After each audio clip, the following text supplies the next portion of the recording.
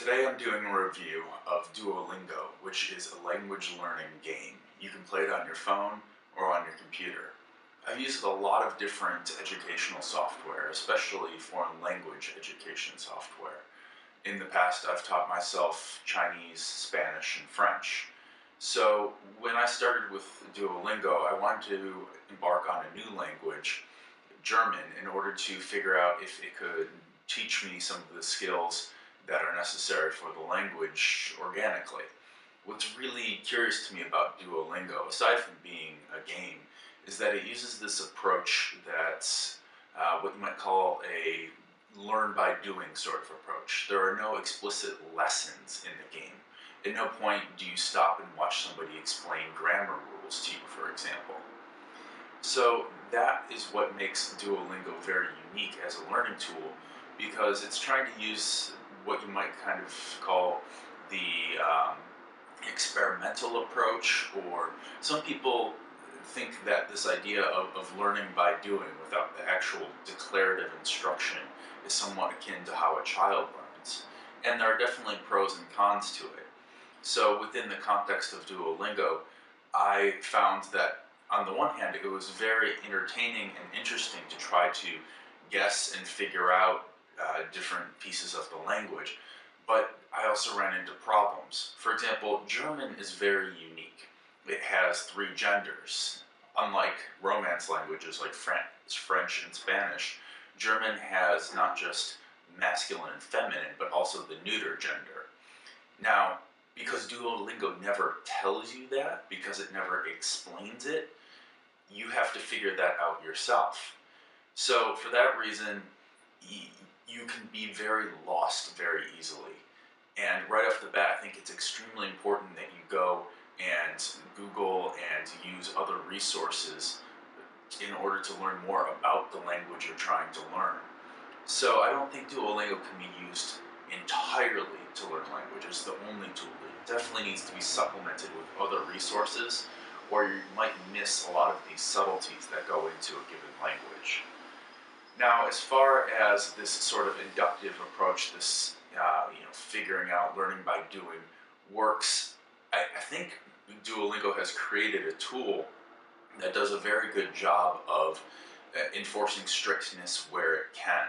Strictness, by the way, if you go and look at some of my other videos on learning, I introduce this model for evaluating learning tools, and the three different criteria I look at is something realistic, strict, and fun. So the strictness means that is the game evaluating you in a way that it tells you when you're wrong accurately. If you're wrong, it tells you you're wrong. If you're right, it doesn't accidentally tell you that you're wrong. And Duolingo does do a very good job of this. Even when you have to speak out loud, it does a pretty remarkable job of detecting if the word was said right, for example. That being said, there are still problems with the software insofar as that you can, say, just click on a word in order to look at the translation of the word. Now, this is kind of a lazy student's approach to solving any question. There's no penalty for looking at the definition of a word.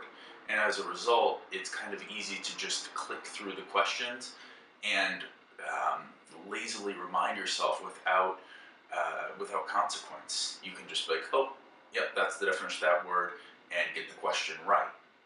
So one thing I think it's important for students who are using Duolingo to do is really challenge themselves. Don't let yourself fall into that trap of clicking on a word or taking whatever shortcut there might be to answer the question.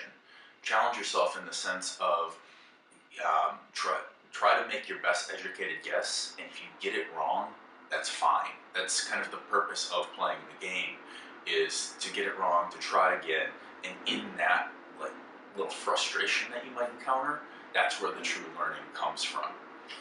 So overall, I think Duolingo is by far one of the best tools I've used for learning a language, but you can't just kind of set it up and forget about it.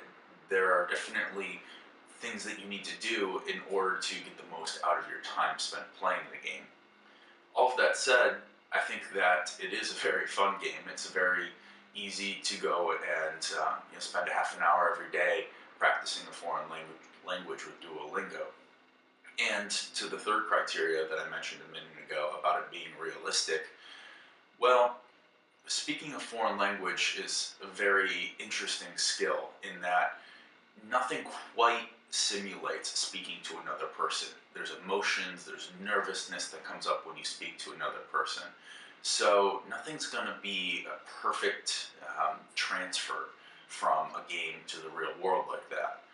But that being the case, Duolingo does do a good job of simulating reading and writing and speaking and listening and kind of getting all of those skills in there.